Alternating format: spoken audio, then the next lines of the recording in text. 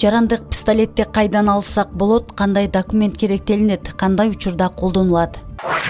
Жарандык тапанчалары, ок атуучу тапанчалар травматикалык, бул баягы адам өлтүрүүгө, жаны бирөөнү коркутуп, кылмышка колдонууга тыюу салынат. Бул өзүн өзү коргоого, ал өзүнүн мал мүлкүн коргоого гана пайдалануучу курал болуп эсептелинет. Бул жарандык курал.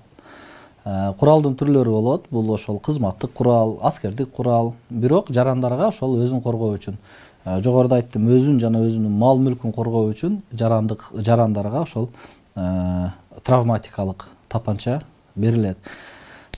Ал боюнча кимдерге берилет деген дагы сурооңуз бар экен. Ал жашы эрезеге жеткен, 20 жаштан жогору, мурда соттолбогон, акыл эси жайында баягы жарандарга бул тапанчаны алууга мыйзам жол берет. Дагы бир жолу баса белгилеп айтып кетейин, бул курал өзүн коргоо үчүн жана баягы мал мүлкүн коргоо үчүн гана иштетүүгө мыйзам жол берет.